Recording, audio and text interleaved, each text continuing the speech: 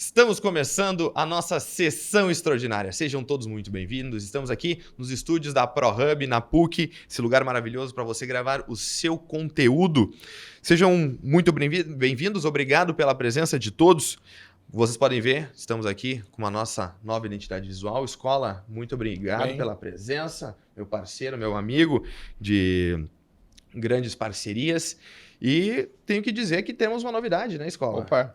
O senhor estará lançando mais um livro. Quando esse programa irá ao ar, com certeza acho que já estará lançado esse livro. Dia 9. Dia 9 de novembro, na Feira do Livro. Feira do Livro de Porto Alegre. Depois da tempestade? Antes da tempestade, perdão. 30 anos de jornalismo. Oh, que maravilha. Então, pessoal... Tem cada coisa. Aliás, tem a principal cobertura internacional que eu fiz. Qual foi? 2013. Escolha do Papa Francisco. Acho que esse tema, acho que na nossa conversa de hoje vai render bastante. E tem atual também, né? Maravilha. Então a gente vai estar falando também sobre todos esses temas também aqui, mas vocês podem conferir no livro do Escola, corram lá no Instagram dele, podem já fazer, agora é pré-venda, talvez quando já seja lançado já será a venda do livro do Escola. Então não percam, será um grande aprendizado, assim como foi o aluno da tempestade. Para quem ainda não nos segue, não nos acompanha aqui, se inscreva no canal, ativa o sininho, compartilhe com seus amigos, lá no Instagram também, no TikTok, em todas as redes sociais. Compartilhem bastante para a gente chegar em ainda mais pessoas. Nossos patrocinadores, a Geoprospec, estratégia ambiental para negócios duradouros, é uma empresa de consultoria ambiental com 40 anos de atuação no mercado de projetos, estudos ambientais e geológicos, supervisão e monitoramento ambiental de empreendimentos com foco em garantir segurança e performance para os seus clientes. Por isso, se posiciona como uma parceira estratégica baseada no modelo de gestão ambiental empresarial. Geoprospec há mais de 40 anos perpetuando negócios e o meio ambiente. Sigam eles lá no Instagram. E também a Icone Food, do nosso parceiro Jesus, que está aqui presente conosco, nosso grande amigo Jesus Brito, que é lá na região do Vale dos Sinos, uma lancheria que ela é aberta quase 24 horas. Ela serve para aquele lanche da madrugada. Até às 5 da manhã vocês podem encontrar a Icone Food aberta em Estância Velha, na Avenida 7 de Setembro. Corram lá, o ícone dos foods até de madrugada. E bom, hoje a gente tem um convidado muito especial, talvez um dos mais, com certeza, o mais especial que já passou aqui conosco, que vai nos trazer história, muito conteúdo, é um catarinense que agora está no centro dos grandes debates. Cagaúcho. Já corrigindo aqui, que está no grande centro dos debates no Vaticano. Se tornou uma das figuras mais respeitadas da Igreja Católica, não só no Brasil, como toda a América Latina e no mundo. Teólogo, cardeal e homem de escuta. Nosso convidado tem dedicado sua vida para aproximar a fé e humanidade, tradição e futuro. Então, hoje a gente recebe Dom Jaime Spengler. Seja muito bem-vindo. Muito obrigado e oxalá possamos avançar na conversa. E desde já eu desejo que o Escola faça escola. Nos deu uma aula, né? Fazer escola requer determinação, requer criatividade. E parece que é o segundo livro, né? E depois provavelmente virá o terceiro, o quarto, então Escola vai fazendo escola. Já está em produção, o terceiro. Olha só. O terceiro já, a temática é? Os dois primeiros foram sobre a tua... Espionagem em Porto Alegre. Olha aí, um tema histórico. Bom, então para dar início a gente quer saber como é que era o menino Jaime antes de ser o cardeal, lá na Santa Catarina. Eu não tinha uma lancheria perto de casa. Em todo caso, nós morávamos no interior, né? Uma família simples, nós somos 4 irmãos, pais já faleceram. Estudava, tinha um grupo de amigos, com 14 anos, coisa que hoje não se pode mais, comecei a trabalhar com carteira assinada. Aos 17 era chefe de uma seção de uma empresa de fiação com 600 funcionários sob minha responsabilidade. Aos 20 existia uma proposta de um curso de engenharia na área de algodão, para a empresa onde trabalhava, e aí eu decidi fazer uma ruptura. Foi a partir desse momento que decidi assumir a forma de vida que hoje tenho. Fui para o seminário, entrei nos franciscanos, São Paulo, depois rodeio, Curitiba, fiz filosofia 3 anos, 1 ano e meio de teologia em Petrópolis, 3 anos em Israel. E falando de Israel, eu lembro que quando lá cheguei em 87, se eu não me engano, início de outubro, a primeira bomba do movimento da Antifada explodiu debaixo da minha janela. Um domingo de manhã, uma experiência que ficou na memória e que, de alguma forma, nos faz acompanhar de perto as tensões que aquele pedaço de chão especial da história da humanidade tem e que continua marcando nossas vidas. Como é que o Inter entra nessa história? O Inter. Olha, o Inter entra nessa história. Em Curitiba eu sempre gostei muito do adversário do Coxa. E lá o Coxa é verde e o adversário do Coxa é vermelho. E chegando aqui eu encontrei essa mesma situação, né? Só que aqui é azul. E azul é uma cor fria, segundo os padrões da arte.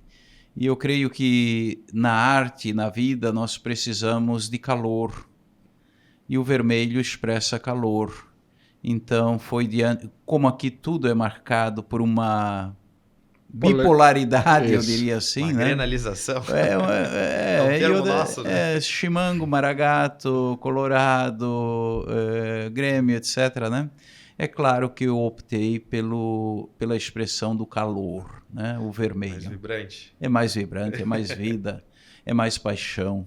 E o senhor acompanha regularmente futebol? Acompanha o Inter? Olha, eu gosto sim de estar atento, não sou um torcedor fanático. Sigo o que posso, quando posso, do jeito que dá, sobretudo para mexer com a gurizada. Né? Isso é muito Já bom. foi para o Rio? Já, claro.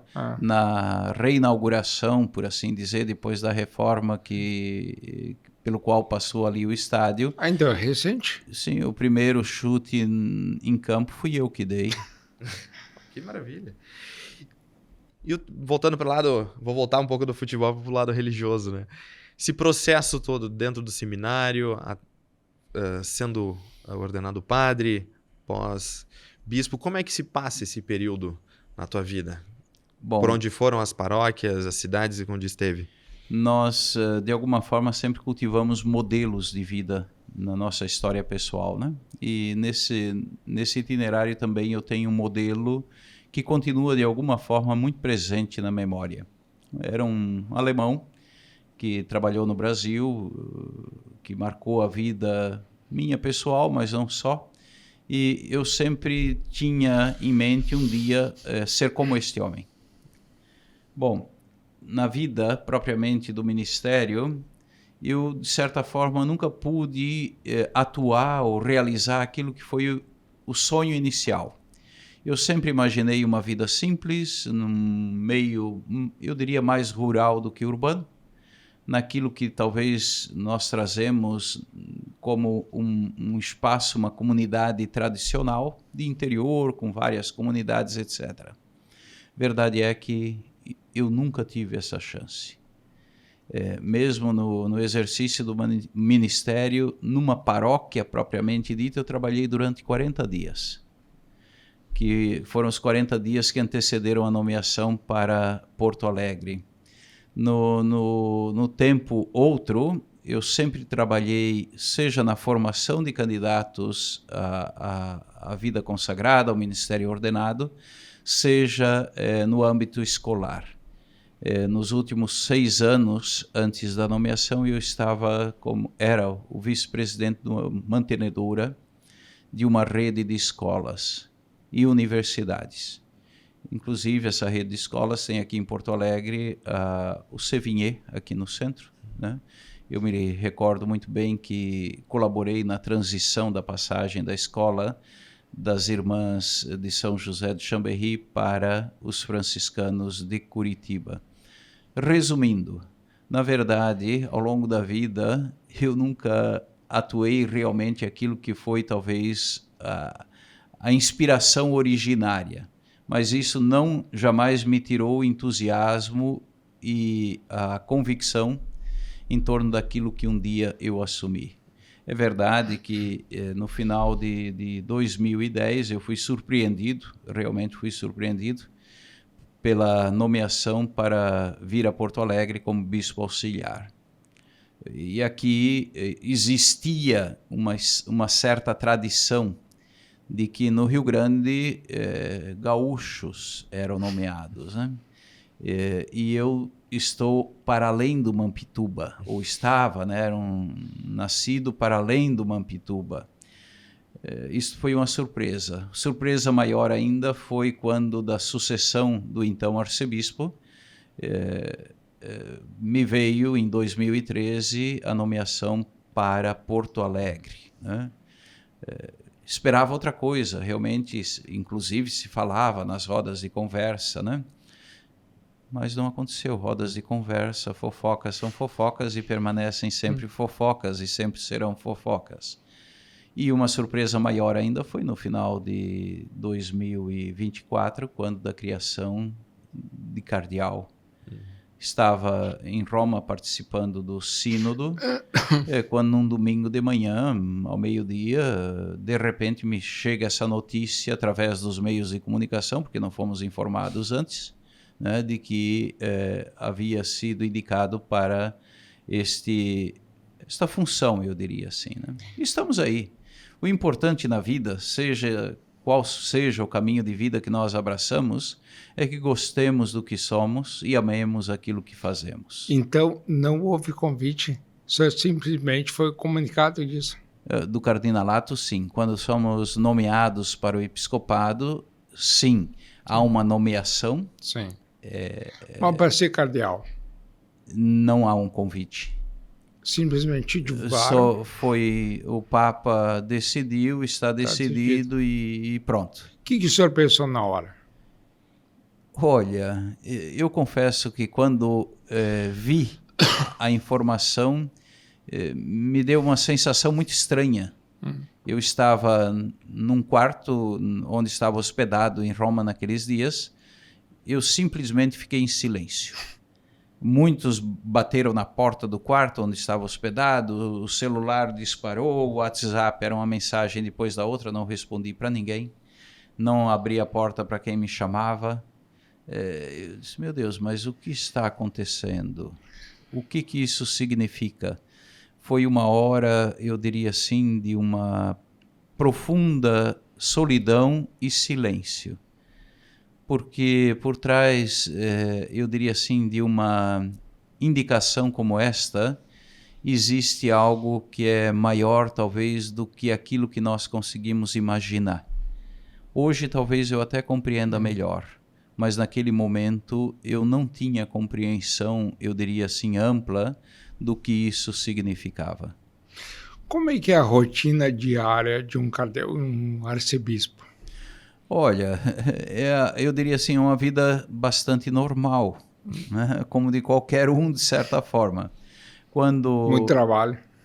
Nós corremos um pouco, viu? Só não tem boleto para pagar. Poucos. Poucos. Eu quero saber. Mas normalmente minha rotina é relativamente simples. Eu me levanto normalmente 5h15 da manhã. Ali é o tempo de preparação minha pessoal, depois quase sempre 1 hora, um pouquinho mais, um pouquinho menos de leitura pessoal sempre, né? Quando nós não temos um momento litúrgico fora, naquele dia, nós rezamos juntos, nós que moramos na Cúria, café da manhã, e aí começam atendimentos vários, né? Normalmente a agenda está cheia. A agenda é cheia. Esse tempo de leitura, você lê a Bíblia?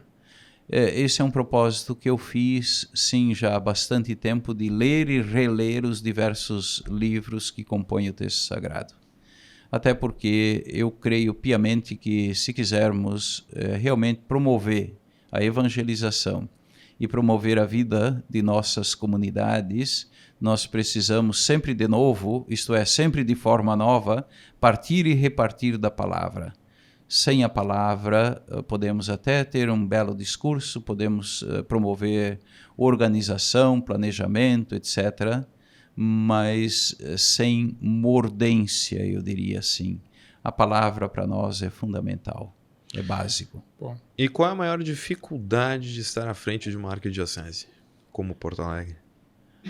Porto Alegre tem uma característica de ser, primeiro, uma arquidiocese com dimensões gigantes. Hoje são 158 paróquias, um território marcado por uma diversidade também econômica muito grande. Temos aqui a região metropolitana, Canoas, Cachoeirinha, Esteio, mesmo Porto Alegre, com todo o significado que carrega, né? Mas temos também municípios muito despojados, eu diria assim, no nosso interior, sobretudo na região carbonífera. Esse é um dado. Segundo dado, nós temos aqui uma influência muito grande, sofremos a influência grande de um positivismo forte que está presente no seio da sociedade. A obra da evangelização aqui não é uma obra, eu diria assim, simples. Exige muita determinação e foco. Depois temos também as várias expressões do sincretismo religioso, que é uma realidade, sim, que nos desafia de uma forma toda particular. Além do esfacelamento, eu diria assim, do fenômeno religioso que vivemos não só aqui, mas em todo o território. São desafios que temos diante de nós. Sim. E nesse contexto, algo que preocupa e que faz pensar, e aqui estamos num espaço de comunicação, que linguagem usar hoje para transmitir a mensagem? Eu creio que se alguém acha que tem a resposta já pronta, precisamos desconfiar. Vamos voltar um pouquinho na resposta anterior. O senhor disse uma coisa muito importante: entender a palavra. Como é que é entender a palavra num mundo tão belicoso? Eu tenho uma figura que talvez possa ajudar. A palavra, que para nós é referência, ela faz parte da cultura ocidental. Não é só uma questão de fé, mas é também uma expressão cultural. Nós temos aqui textos que têm quase 3.000 anos de história. Textos que precisam de uma leitura toda especial, que nós chamamos o trabalho da hermenêutica. Não podemos simplesmente tomar a palavra na sua positividade. Esse é um dado. Numa mão, a palavra com toda essa complexidade que ela traz e oferece. De outro lado, nós hoje precisamos ter na mão o jornal. No trabalho, eu diria assim, de ler o jornal à luz da palavra, mas também trazer a palavra para aquilo que o jornal hoje nos traz, construir esse caminho, talvez poderíamos dizer síntese, é o grande desafio. Precisamos, eu creio, de senso crítico, mas não só. Sensibilidade, perspicácia, ou aquilo que a tradição denominou sabedoria, com discernimento. Qual foi o legado do Papa Francisco? O Papa Francisco, eu diria assim, foi um homem proposto pelo Espírito para o tempo que estávamos vivendo. Lembremos que Francisco foi eleito num momento muito delicado da história eclesiástica, mas também social. Né? Ele veio como que para dar uma chacoalhada na árvore. Precisava balançar a árvore. E ele fez isso. Fez isso com maestria. Nesse sentido, eu creio que esse seja o grande legado deste homem. Quando o senhor fala em momento crítico, o que era? Tínhamos, por assim dizer, a irrupção na história ocidental da crise das democracias. E que hoje sofremos ainda as consequências. Né? Era um tempo onde talvez algumas figuras da geopolítica internacional começaram a desaparecer. E hoje, no contexto atual, né, quais são as figuras que nós temos como referência na política? Francisco, no seu tempo, durante o seu ministério, foi uma referência para cristãos e não cristãos, para credentes e não crentes, né? Depois, um outro dado que merece, eu creio, atirar a nossa atenção, mas aí falando mais para uma dimensão talvez mais interna. Quando nós temos os títulos dos documentos que este homem escreveu, talvez não nos demos suficientemente conta disto, mesmo no seio da igreja. Alegria do Evangelho, alegria da verdade, alegria do amor, alegrai-vos e exultai, louvado seja Deus, traz sempre a marca, eu diria assim, de uma alegria, de algo marcado por uma positividade toda especial, característica. E por que destes títulos? O último documento que ele publicou, já praticamente no final da vida, que passou de certa forma despercebido. Dilexit nos. Por quê? Porque alguém nos amou antes. Então, eu creio que através dos textos, dos documentos que ele publicou, ele veio também nos recordar algo de fundamental. A verdade é motivo de alegria. O amor é alegre. O Evangelho proporciona alegria. A natureza tem sua beleza, laudato si, laudate Deum. E mais ainda, no ambiente de conflito, talvez, que também a sociedade mundial vive, todos somos irmãos, fratelli tutti. Resgatar essa dimensão fundamental da coexistência humana se torna para nós um imperativo. E eu acho que Francisco tinha isso muito presente e soube propor esses diversos temas, não só para a comunidade de fé católica, mas para todos. Tem uma imagem que para mim é muito simbólica, que é o Papa Francisco com o presidente da Argentina, Javier Milei. Né? Em 2023, eu fui lá e encontrei o Papa lá. O Padre Antônio, nosso amigo, me disse o seguinte, sabe esse candidato aí, o Milei, ele fala muito mal do Papa. Inclusive, ele diz que o Papa é o Satanás. Isso provocou uma polêmica na Argentina. Mas ele disse, se ele for eleito e pedir uma audiência com o Papa vai receber ele. Ele foi eleito, pediu uma audiência e foi lá e pareciam melhores amigos. Que isso é também um gesto de civilidade em um tempo tão difícil. O Papa era assim na vida real? Olha, as várias vezes que eu estive com ele, sempre me chamou a atenção, eu diria assim, a proximidade, a disposição para escutar. Era um homem que sabia escutar. Nas audiências ou em outros momentos também, raramente ele alargava o discurso. Ele gostava de nos escutar. E quando interferia, era sempre de uma forma, eu diria assim, cirúrgica, precisa. E depois uma outra característica que sempre me chamou a atenção, quase sempre no final da conversa, da audiência, etc., ele dizia assim, não perca o humor. Então, como se essa dimensão do humor fosse, e creio, algo que alivia, que tira as tensões.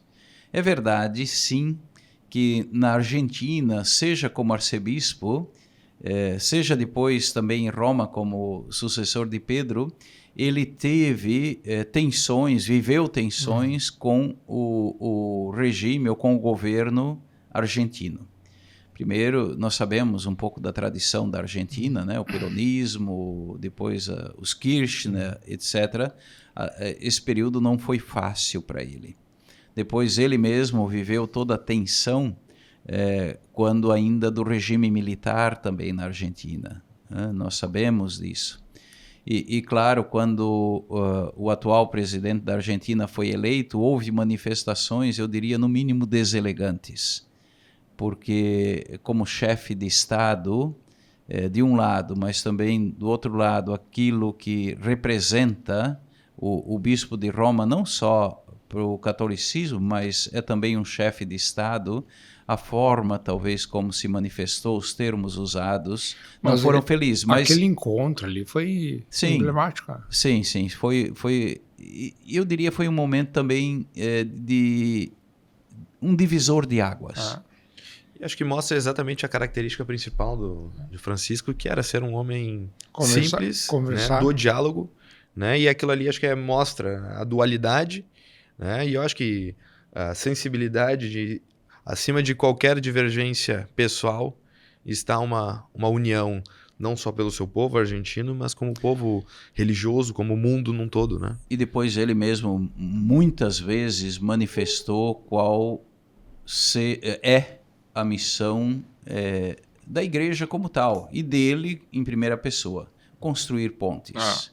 E isso ele fez também, por exemplo, com o mundo islâmico, com o mundo judaico, com as expressões religiosas da Ásia. Francisco, nesse sentido, foi um mestre e deixou para nós um legado extraordinário. E qual é o que tu caracteriza que é o maior legado, o maior ensinamento que ele deixa? Eu diria esta necessidade de encontrar caminhos para a igreja falar ao tempo presente. Ele fez um esforço tremendo nesse sentido. E o último sínodo que nós tivemos em Roma foi talvez a expressão maior, onde ali se discutiu, se construiu indicações que se consideram viáveis para essa inserção na realidade de hoje. Como é que foi o cardeal que saiu lá de Santa Catarina, do interior de Santa Catarina, chegar no Vaticano, entrar no conclave? Qual foi a sensação? Olha, isso é difícil de explanar. Se o choque já foi grande quando recebeu a notícia da nomeação para cardeal, como é que foi estar dentro de um momento histórico? Eu me refiro aqui ao momento propriamente do conclave, não aquilo que antecedeu propriamente o conclave, né? Quando nós nos encontramos na Capela Paulina, que não é a Capela Sistina, é próximo, né? São espaços diferentes. No Vaticano. No Vaticano, dentro do Vaticano. Para o início propriamente do conclave, todos éramos 133, né? Vestidos a rigor.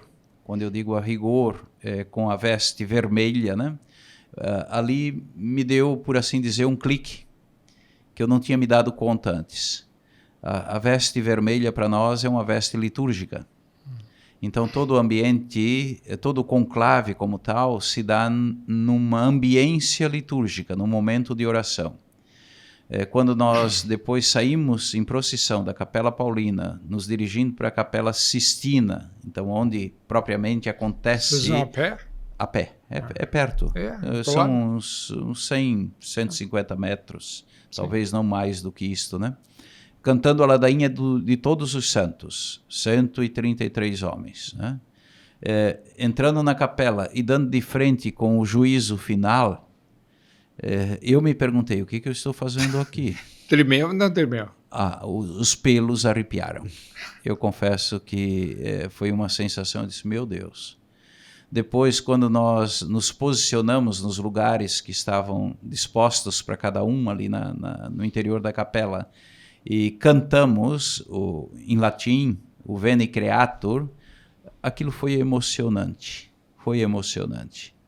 Mas talvez ainda mais marcante foi depois quando cada um saía do lugar próprio, ia em direção ao altar com o próprio voto na mão, né? Quem nós escolhíamos, nominávamos como possível sucessor de Pedro, chegar diante do crucifixo no altar, e ali existia uma fórmula escrita que cada um devia repetir.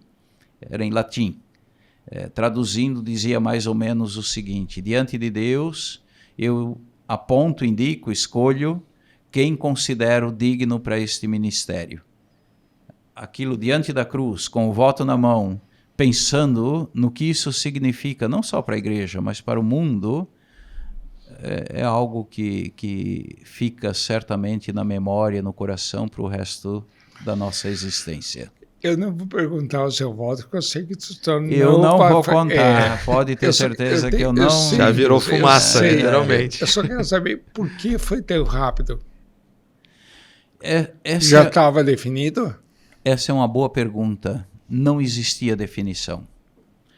Na verdade, mesmo entre nós que estávamos ali já desde o falecimento do Papa Francisco, uma semana antes, nos encontrávamos todos os dias para diálogos, partilha em torno da situação do mundo, da igreja, dos desafios hoje. Isso nós fazíamos todos os dias, né? O nome que Prevosto, no caso, não era um nome que se falava, não era um nome em evidência. Foi um nome que cresceu ali no interior da capela, naqueles 2 dias de votação. E sem aquilo talvez que nós vemos no mundo civil, sem comício, sem acordos, sem promessas, sem nada disso. Aliás, algo que me chamou muito a atenção também, porque talvez muitos assistiram aquele filme, O Conclave, né? Isso. Que ali aparece jogos de todos os tipos. O senhor assistiu? 2 vezes, né? As imagens são muito bonitas, né? A fotografia é extraordinária. Os atores Só que são... o filme tem 2 imprecisões inacreditáveis. Primeiro, a história do cardeal, que não era conhecido. Não existe isso. O cardeal vira uma celebridade. Todo mundo sabe. O outro é o final. Acho o final forçado. Aquilo foi forçado, sim. Vamos deixar o spoiler para quem ainda não assistiu. Né? E outra coisa que me chama a atenção também é a imagem. Sempre escura, sempre soturna. Não é assim, né? Não. Mas voltando... o filme é bom, tá? O filme é bom, não? É interessante. Mas voltando ao conclave como tal, o que me chamou a atenção foram 3 elementos. Primeiro, o respeito de uns pelos outros, que estávamos ali. Segundo, o ambiente de silêncio. Não havia discursos, não havia, sei lá, né? E terceiro, o espaço de oração. Então, isso realmente foi algo que marcou, porque imaginava talvez outra coisa, o que não aconteceu. Oração, silêncio e respeito de uns pelos outros. Prevost realmente, para mim, é um nome que foi o Espírito que suscitou entre nós. Não era um nome visível, não era alguém que se destacava. E eu me recordo muito bem que, na medida em que os votos, então naquela última votação, iam confluindo sempre mais para o nome dele, e precisávamos de 89 votos para a eleição, né? Na medida em que se aproximava desse número, eu estava de frente para ele, do outro lado da capela, a impressão que dava é que ele ia murchando ou se encolhendo na cadeira. Porque ele não queria, eu estava surpreso. Eu não sei se nós conseguimos imaginar o que significa um serviço como este.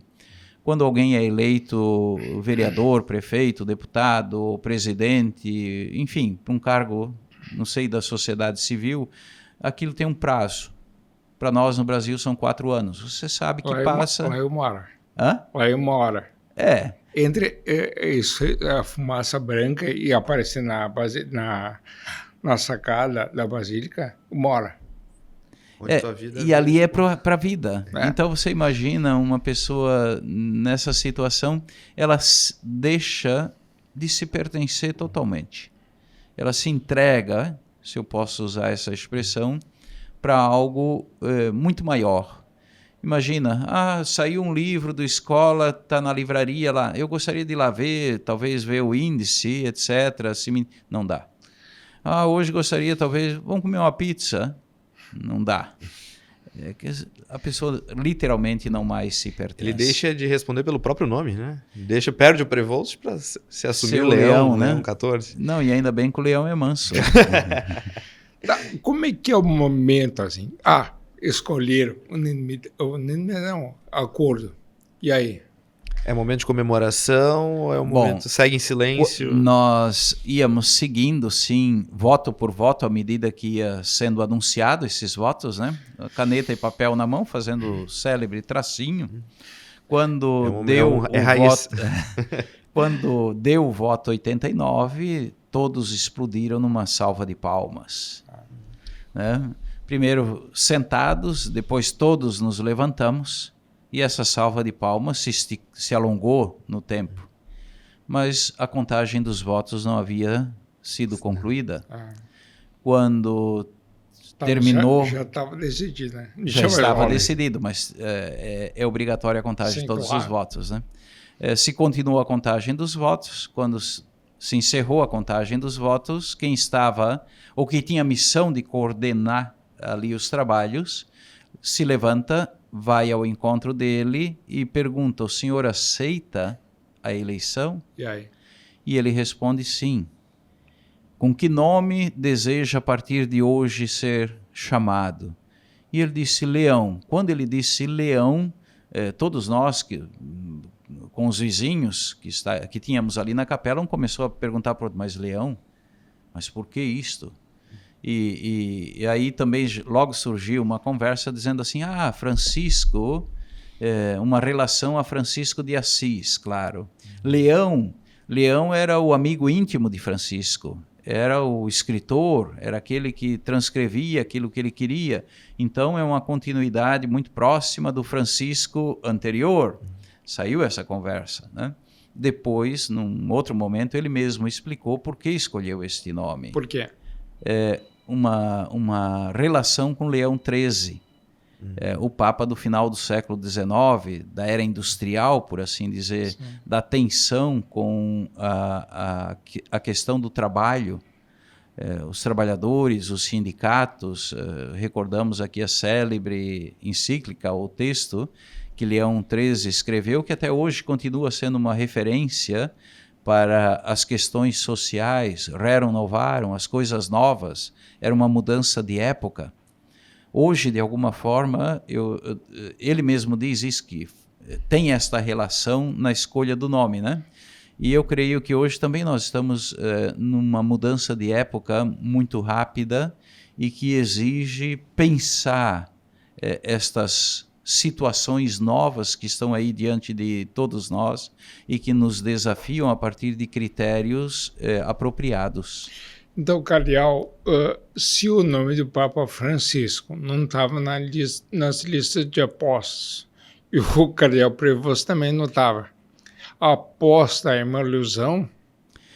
Eu creio que sim.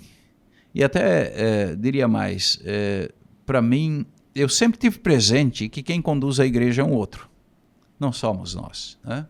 Mas depois da participação nesse conclave, a convicção ficou maior ainda.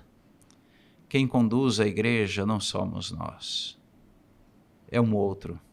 E a escolha certamente do Prevost, do cardeal Prevost, para este serviço é a expressão deste outro que conduz. Eu não sei se conseguimos imaginar o que isso implica. Um homem que até 3 anos atrás visitava suas comunidades aqui no Peru em lombo de burro, de mula. Chiclayo, andando para cima e para baixo numa região muito pobre, marcada sobretudo pela presença indígena, ali como missionário. De repente o Francisco o chama para Roma, para o segundo lugar talvez mais importante no contexto hierárquico da igreja, de Castério dos Bispos. Ele tem uma noção, sim, da cúria, certamente, nesses 2 anos. E, de repente, lhe cai nos ombros esse serviço. A vida deste homem deu uma virada, dizer de 360 graus é pouco. Em 3 anos, única. E a tua relação pessoal com Prevost, antes de Leão, existia um contato entre vocês? Você já conhecia ele pessoalmente, além dos encontros cardinais? Como presidente da Conferência dos Bispos do CELAM, regularmente, todos os anos, nós dizemos visita aos diversos organismos da Santa Sé. Então, tivemos, sim, encontros formais mais de uma vez com este homem. E na semana, propriamente, que antecedeu o conclave, eu tive contato com ele, se não me falha a memória, ao menos 3 vezes por telefone, por uma situação muito particular que nós tínhamos aqui na região do Caribe, na América Central. Ele estava acompanhando e claro, nós também, né? Mas tem mais. Nós tínhamos previsto a Assembleia Geral dos Bispos do Brasil para a segunda semana depois da Páscoa, aqui em Aparecida, e já ano passado nós havíamos convidado a ele para estar conosco nos 2 primeiros dias dessa Assembleia. Nós tínhamos a passagem comprada, nós tínhamos um motorista já que ia buscá-lo no aeroporto, estava tudo organizado, né? E, de repente, aconteceu o que aconteceu.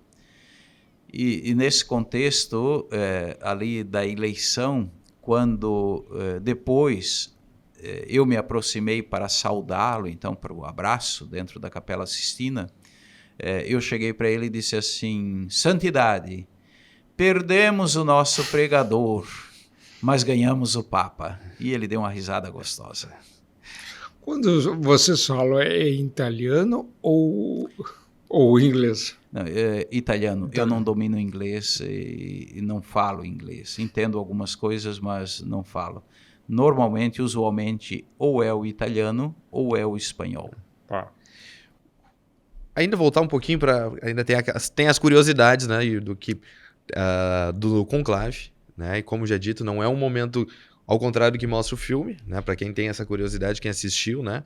Não é um ambiente político, né? Não é um ambiente onde se tem... Para quem convive com a política, sabe que, né, há necessidade da troca, né? E ali é um momento diferente, onde vão surgindo os nomes.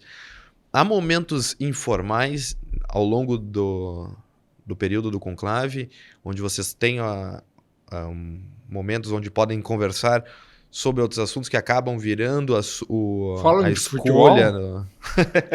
Na verdade, existem 2 situações. Primeiro, os dias que antecedem o conclave, onde os cardeais de todo mundo vão chegando a Roma e diariamente há encontro formal, onde cada um tem um tempo disponível para falar um pouco da sua realidade, dos seus desafios, das suas coisas boas também e expectativas para o futuro.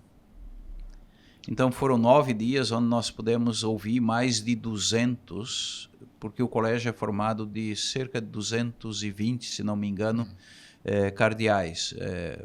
133 eleitores, né? Os demais estão acima da idade dos 80 anos. É uma oportunidade, primeiro, para conhecer um pouquinho a realidade de toda a igreja nos continentes, né? É também uma oportunidade privilegiada para talvez perceber quais são as preocupações maiores em vista de um futuro, né? Esse é um espaço. Depois, dentro do conclave propriamente, nós tínhamos sim oportunidade de encontros informais nos momentos de refeição. É claro que ali se come também, né? Se toma um café, se come uma pasta. Se tem uma vida normal também. Se tem uma vida normal. Em qual lugar? Na Casa Santa Marta. Onde morava o Papa Francisco. Onde ele morava. Uma casa muito simples, né? Aliás, com um refeitório muito ruim. Não, usualmente... eu comi essa comida. Comi pasta, fagioli e salada. Mas entre nós, em geral, se diz assim, na Santa Marta se come mal. Por quê? Porque quem fornece ali o necessário é uma empresa que vem de fora, não é preparado ali. Então é uma alimentação, eu diria assim, sem muito sabor, sem muita... Onde o Papa fazia as refeições. O senhor encontrou ele também. Então ali nós tínhamos os momentos sim, de refeição, nós nos encontrávamos, mas era até um pouco delicado, porque Às vezes estávamos numa mesa onde um fala alemão, outro fala francês, outro fala japonês, outro fala sei lá que língua, né? Tudo isso dificulta um pouco a comunicação. Mas tínhamos sim esses momentos de encontro. Também nas saídas ou idas para a capela, alguns iam caminhando da Casa Santa Marta até lá, outros para os mais, eu diria, Idosos. pesados e talvez mais idosos, né, ou com qualquer limitação física, esses podiam contar com um serviço de transporte. Mas a maioria ia a pé, caminhando, e voltava também da mesma forma. Era um momento para a gente dialogar, conversar com muita simplicidade, mas, sinceramente falando, jamais, em qualquer momento, alguém veio dizer, olha, seria bom ter um candidato com esse perfil ou com aquele perfil, aquela... Não. Justamente, era uma outra curiosidade que eu teria, porque a gente está num mundo polarizado, né, de posições, de autocracias em evidência, né, muitos cenários de guerra entre todo o mundo, muitas dualidades efervescentes, onde a Igreja Católica ela tem um papel crucial para justamente ser apaziguar, né, todos esses conflitos. O senhor já revelou que não vai dizer o seu voto, né? Porque já está queimado e não vamos saber. Ninguém vai saber. Jamais. Mas o conceito do seu voto, ao tomar a escolha do voto, não só o senhor, mas como os demais, tudo isso é levado em consideração, que essa pessoa será um representante não só religioso, mas também político perante um mundo tão pesado, e o senhor pensou nisso ao tomar a sua decisão? Certamente, porque precisamos ter presente. Precisamos ter presente que a igreja necessita de alguém que seja capaz de dialogar, seja com as diversas tendências internas, que também internamente nós temos divisões, situações políticas, né? Polarizações. O Papa, ele é um chefe de Estado, né? Isso, mas pensando também para fora, à destra, digamos assim, se faz necessário alguém que tenha abertura de mente e de coração para acolher primeiro a todos, mas também para ir ao encontro de todos. Até porque não só esse ministério, mas, enfim, isso faz parte do processo de evangelização, eu creio que muito depende das relações. Sem o cultivo de relações para dentro ou para fora, o ministério se tornaria insignificante. Somente um homem que é capaz de alimentar relações, eu creio, pode desenvolver um bom trabalho. E o Prevost, ou agora então o Leão XIV, que eu sempre digo que é manso, né? É um homem que me parece capaz e muito atento a esta dimensão. Esses dias ele fez um discurso na FAO, né, sobre onde se discute e se trata da questão da alimentação no mundo. É interessante o interesse, eu diria assim, do mundo civil, não sei se é o melhor termo, né, de escutar o que ele tem a dizer. Por quê? Bem ou mal, a igreja é uma reserva ética da sociedade. E todos nós, certamente, ansiamos por uma promoção maior da ética nos diversos espaços do convívio social. Dom Jaime, um dia depois da escolha da fumaça branca, os cardeais brasileiros fizeram uma entrevista coletiva em Roma, no Colégio Pio Brasileiro. E uma das primeiras perguntas que o senhor respondeu foi sobre o machismo na igreja. Que o senhor falasse um pouquinho.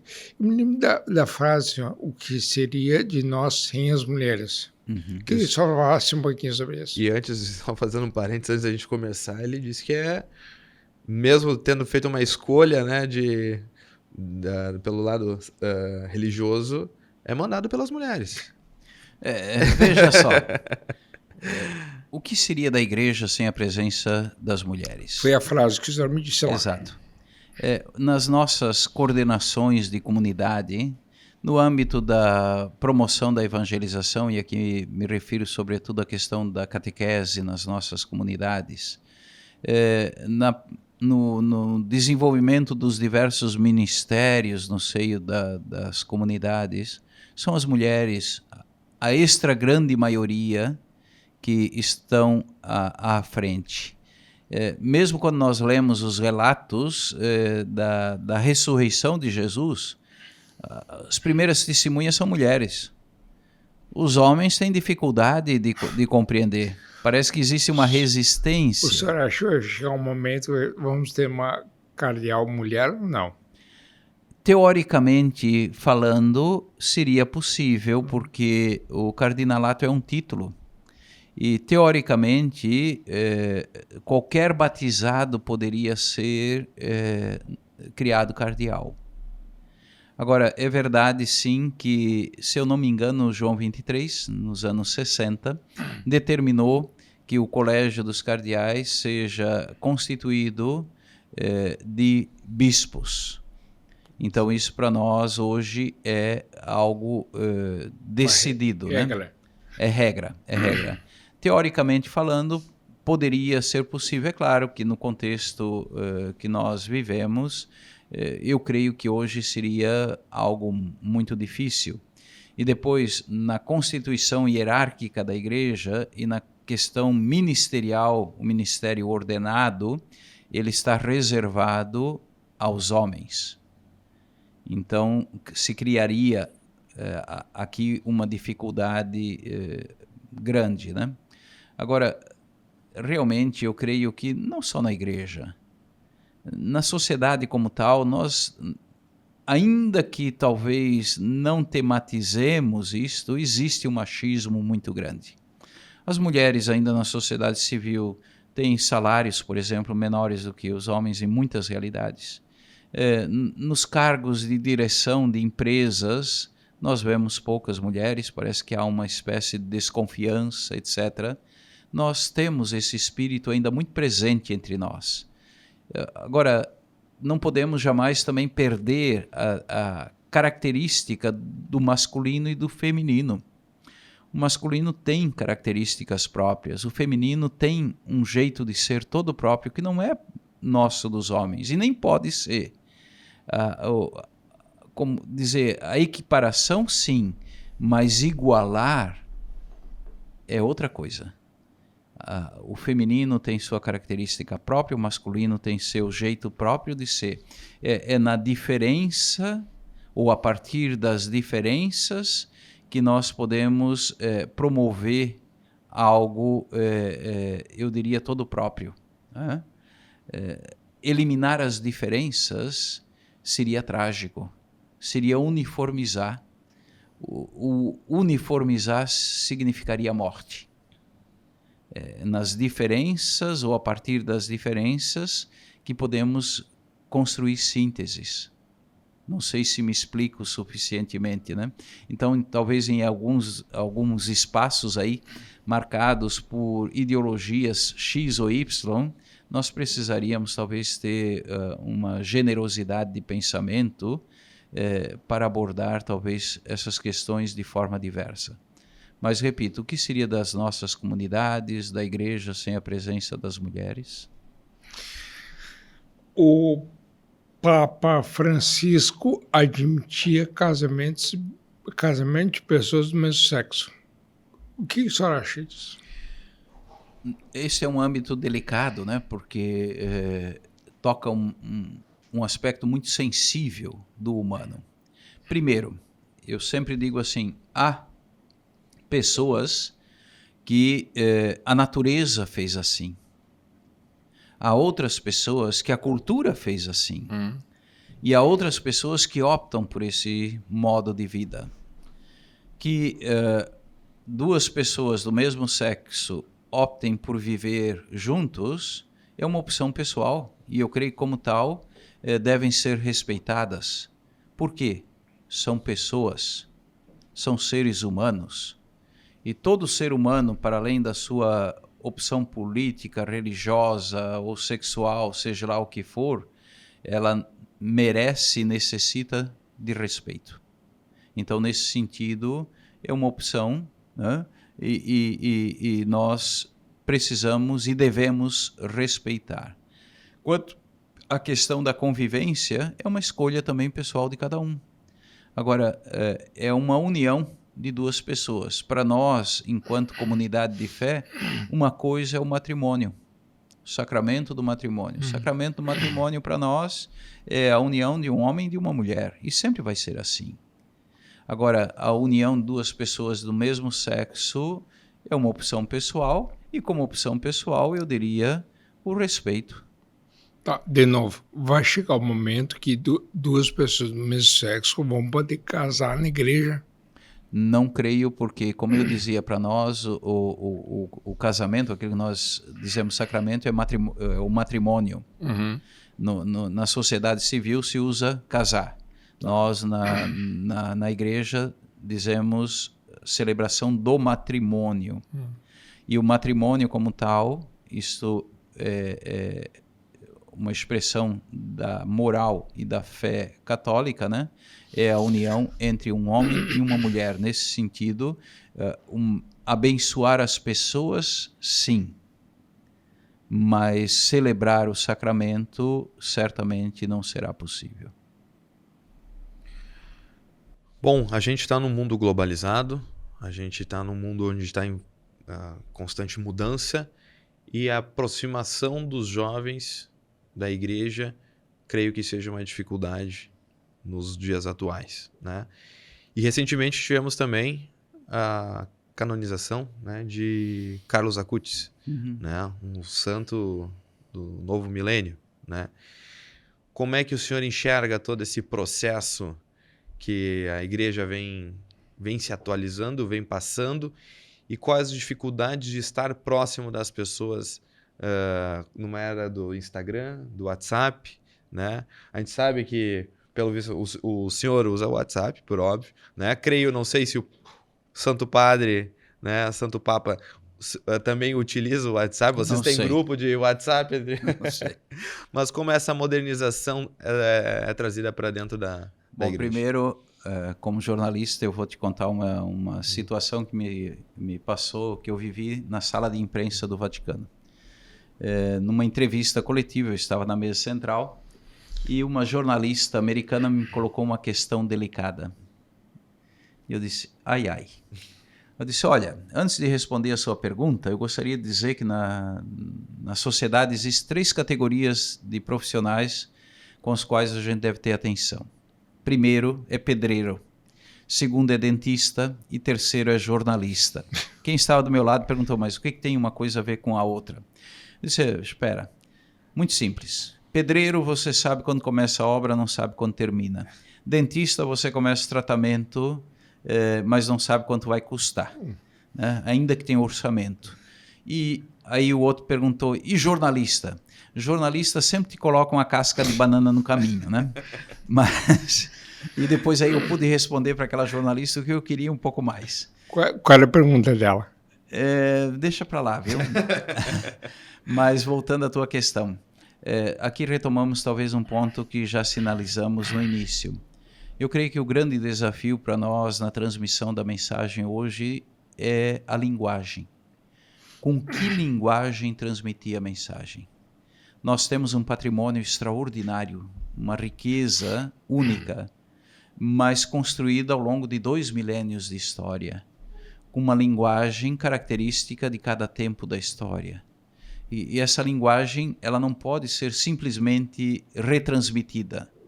As situações mudam, a hermenêutica ela tem um caminho próprio, né? Por exemplo, um termo que para nós é caro na teologia, substância. Substância para o grego era uma coisa, na Idade Média era outra. Na passagem da Idade Média para a Idade Moderna com Cartésio, etc., é uma outra coisa ainda.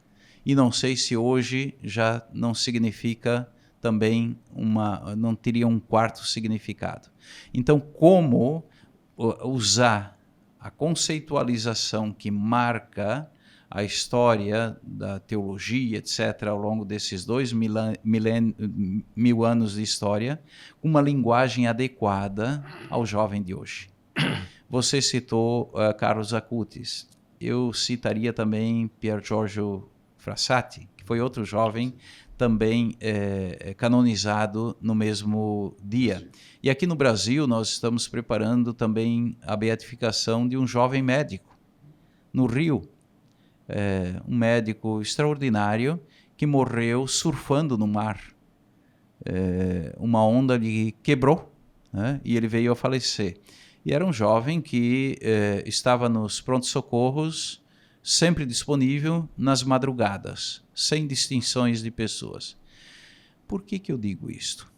Quando nós falamos de santo, de santidade, eu creio que existe uma visão um pouco estranha em alguns setores do que significa a santidade. O santo para nós, na tradição católica, nada mais é do que uma pessoa que ao longo da vida buscou fazer próprio o jeito de ser de Jesus Cristo. E alguém poderia, talvez assim, com maldade, né, jogando uma casca de banana na frente, como eu dizia antes, né, perguntar mais quem era Jesus Cristo. E a tradição, e aí volta a questão da linguagem, né? A tradição teológica apresenta muitas definições. É o primogênito de toda criatura, é o Redentor, é o Salvador, né? Enfim, são definições que precisam sempre de uma explanação para se tornar assimilável para nós hoje. No entanto, nos Atos dos Apóstolos, existe uma definição que São Pedro dá de Jesus, que qualquer pessoa, crente ou não crente, ateu ou não ateu, compreende. Ele diz assim, ele faz uma pergunta retórica para a plateia e ele mesmo responde. Quem foi Jesus? E ele responde dizendo, foi um homem que passou por entre nós fazendo bem. Eu creio que não existe nenhum termo nesta frase que causa dificuldade para a compreensão do que ela quer expressar. Então, o santo, a santa nada mais é do que alguém que busca no cotidiano fazer o bem, a exemplo de Jesus. E no Evangelho de Marcos existe uma outra expressão no meio do texto, e aí escola que é escritor, eu não sou escritor, é importante a gente sempre estar atento àquilo que está nas linhas e às vezes nas entrelinhas, né? O não dito do dito, né? No finalzinho do capítulo 7 do Evangelho de Marcos diz assim, e ele fazia bem todas as coisas. Então, o santo, falando de um Acutis, um jovem de 15 anos, falando de um Frassati, um político, um jovem político, brilhante, né? Falando talvez do nosso brasileiro aqui do Rio de Janeiro e tantos outros, né? Foram ou são pessoas que buscaram ao longo da vida fazer bem o bem. A exemplo, tendo como referência a pessoa de Jesus. Por isso eu gosto sempre também de dizer, ontem ainda estava numa comunidade e eu disse isto. Eu creio que dentro de todas as nossas famílias, com prática ou não prática religiosa, nós temos santos. Às vezes é um pai, uma mãe, um filho, um parente, um vô, uma avó, que ao longo da vida buscaram viver de forma íntegra, de forma honesta, fazendo bem, vivendo a solidariedade, cuidando uns dos outros, respeitando uns aos outros. Eu creio que esses são os santos que nós temos. É verdade que na nossa tradição católica nós temos muitos santos que foram padres, freiras, bispos, até porque a instituição talvez tem mais facilidade de acompanhar a existência destas pessoas. Mas existe uma multidão aí na sociedade que tem esse jeito de ser. E aqui, fazendo uma referência talvez àquilo que nós vivemos o ano passado aqui no Rio Grande do Sul, né, na tragédia das enchentes, quanta solidariedade. Isso significa que entre nós tem gente boa demais. E esses são os nossos santos. Agora, ao mesmo tempo, nós precisamos de uma vigilância, de um cuidado. Porque também, fazendo referência ao evento do ano passado, nós tivemos saques, roubos, desvios de todo tipo, sabemos disso, né? Cada geração precisa preparar os seus para o tempo que está no horizonte. E isto, nesse sentido, eu não creio que exista uma espécie de evolução do humano. O humano precisa sempre de novo ser retomado e educado. O mesmo vale para a experiência da fé. Sempre de novo, cada geração precisa fazer o caminho. Cada geração forja os seus santos. Esse é o nosso desafio, viu? Que bela mensagem. Não, até seguindo essa pegada da globalização, até já encaminhando para o final, já nas conversas, o tempo está passando rápido demais, né? Eu espero que não venha nenhuma outra casca de banana. Não, né? não, mas acho que o senhor não só driblou, como juntou e botou muito bem no lixo essa casca. Porque Não, foi um grande desviou e conseguiu seguir. Não, mas o Papa, recentemente, até quando a gente falou da questão das crises mundiais, ele até disse que, na verdade, o papel da igreja não é a resolução das crises, mas, né, o enfoque com os seus fiéis em fortalecimento da fé com as pessoas. Dentro desse cenário mundial hoje, como é que tu enxerga o futuro da Igreja Católica, no geral, né? A aproximação com os fiéis, a chegada de novos fiéis, né? Num âmbito geral. Essa é uma pergunta que eu creio que nós não podemos responder de forma positiva. Nós podemos fazer algumas considerações, porque a questão do fiel depende de uma experiência de fé. E a fé sempre é dom. Né? Ela é a expressão de uma experiência de encontro com a pessoa de Jesus. Né? Então, não se trata de estratégias, de programas, de projetos, de organização simplesmente. É muito mais do que isso. No entanto, hoje, veja, nós temos acontecendo no mundo praticamente 60 conflitos armados. Com todo o desenvolvimento tecnológico das últimas décadas, e científicos, a fome é uma tragédia internacional ainda. Né? O mundo teria condições de produzir o necessário para todos. Talvez dentro de um princípio de sobriedade maior. Né? Temos a distância crescente entre um grupo sempre mais rico e uma multidão que vai ficando à margem. Esse é o contexto social, mais ou menos, que temos aí diante de nós. Como ser presença de igreja nessa realidade? Como ser fermento de transformação? Como cumprir aquilo que o Evangelho diz que é a missão de todo cristão, de ser sal da terra, luz do mundo, fermento de transformação? É aquilo que compete a cada um de nós. Eu creio que é a partir de um testemunho crível ou credível e exemplar que nós podemos, de alguma forma, não por mérito pessoal, cooperar para deixar o mundo, talvez a sociedade, um pouco melhor para as futuras gerações.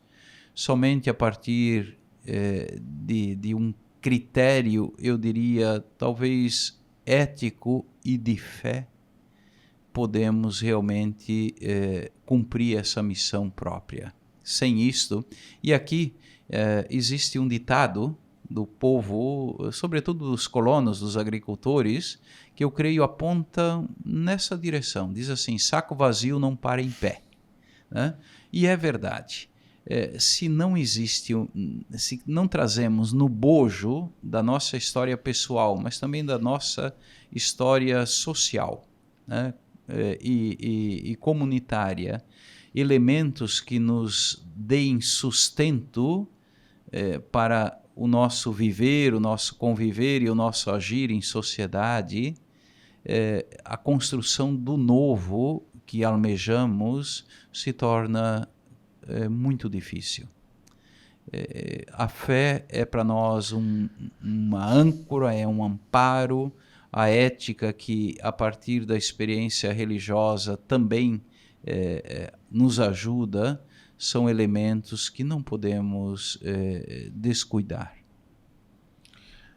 A gente tradicionalmente aqui no programa, Dom Jaime, a gente encerra com a última pergunta do Escola, de um jornalista cabuloso aqui lá do nosso vem a estado. casca de banana. E o Escola faz escola, eu ia né? dizer, Escola. Alguém que já mediou debate político de tudo. Então, agora, para chegar na nossa reta final... A minha casca jogo de pra ele. banana é a seguinte, ó. Hoje, em qualquer evento, tem alguém que levanta o celular para gravar ou fazer uma coisa, ou olhar o WhatsApp, sei lá. Qual é a orientação para os padres nas igrejas hoje, na região metropolitana? O WhatsApp é expressão de um avanço tecnológico. Todo avanço tecnológico, todo avanço científico é expressão da capacidade do engenho humano. E o engenho humano é expressão de um dom recebido pelo Criador. Portanto, é um bem. E como bem pode ser usado e deve ser usado. Eu faria um exemplo, não sei se ajuda talvez a compreender a questão, já citei isso em vários ambientes, né? Em grego, eu gosto da língua grega, né? Fármacon pode ser tanto veneno quanto remédio. A questão é a proporção. Então, no uso da tecnologia, e no caso aqui do WhatsApp, e outros meios de comunicação para ficar neste âmbito, tudo depende da proporcionalidade. E aqui se faz necessário bom senso. Pode ser veneno, mas pode também ser remédio, promove relações, promove a comunicação. Depende de mim, né? Sempre. E a orientação é que deixa usar, não? Sim, claro. Entre nós, eu tenho aqui no WhatsApp, por exemplo, o grupo dos bispos de todo o regional do Rio Grande do Sul. Eu tenho aqui boa parte dos padres da Arquidiocese de Porto Alegre e nós nos comunicamos entre nós pela rapidez que a tecnologia oferece. Isso nos ajuda muito. Qual é a discussão hoje? Hoje, olha, eu estou recebendo aqui agora... um comunicado da situação de saúde de um padre. Acabei de receber, que está internado no hospital e está esperando tratamento. Está bem ou não? Isso eu vou ver ainda. Tomara, né? Tomara Deus, né? Aqui o outro comunicou agora também, é um padre nosso aqui de Porto Alegre que trabalha em Brasília, dizendo, olha, saiu uma comunicação, uma nota para o Dia Mundial das Missões. O Vaticano divulga estatísticas da Igreja Católica. Isso certamente me ajuda, porque a rapidez na informação depois me ajuda também a encontrar essa informação. Se eu não tivesse essa informação aqui na mão agora, eu não sei quando é que chegaria, sei lá, talvez uma carta, Aqui eu tenho quase que a informação em tempo real. Instantânea.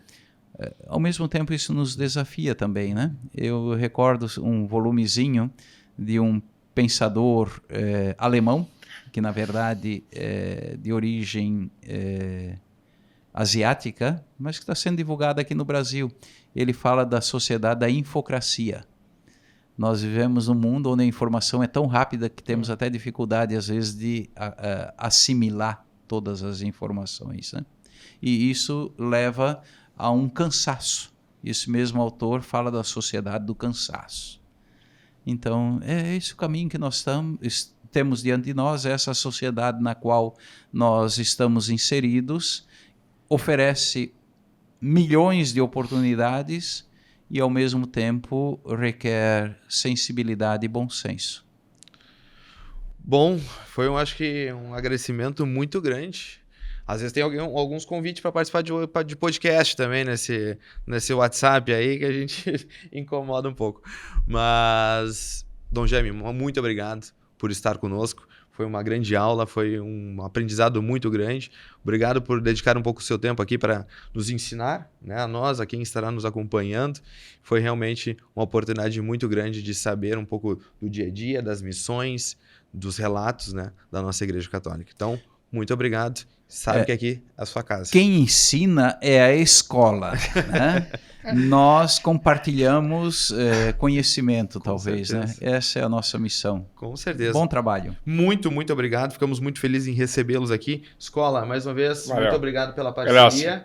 Graças. Lembrando que teremos o lançamento do livro do Escola no dia 9 de novembro, às 14 horas? 14 a palestra, 15 horas. 15 horas na Feira do Livro. Então, convite. 17 horas. Às 17 horas. 5 horas. 5 horas da tarde. Então, um convite também ao nosso... Eu faço votos que o Escola faça escola. É escola, com certeza. Ficamos todos nessa torcida. Então, pessoal, queremos agradecer a todos que nos acompanharam e, como de praxe, temos que agradecer também os nossos patrocinadores, mais uma vez. Agradecer a Icone Food, nossos grandes parceiros lá de Estância Velha, da Avenida 7 de Setembro, a nossa melhor lancheria da região. O ícone dos foods até de madrugada, até o pós-festa, o pós-igreja, após todos os jogos de futebol. Vocês podem ir lá procurar o Jesus, Jesus Brito, vamos deixar registrado, né, que é o nosso grande parceiro, que ele é o proprietário e com certeza estará Diz que atendendo... ele faz milagres. Faz milagre nos lanches. Então fica aqui o convite a todos para conhecerem o Icone Food em Estância Velha, na Avenida 7 de Setembro, e também a Geoprospec, que é uma grande parceira, que há mais de 40 anos segue auxiliando e perpetuando o nosso meio ambiente através dos estudos geológicos. Sigam todos eles lá no Instagram, @Geoprospec, e também Icone Food. Peçam lá também no iFood, e com certeza você terá um melhor lanche dentro da sua casa. Um grande abraço a todos, nos acompanhem no nosso YouTube, no nosso Instagram, no TikTok, compartilhe com seus amigos e até a próxima.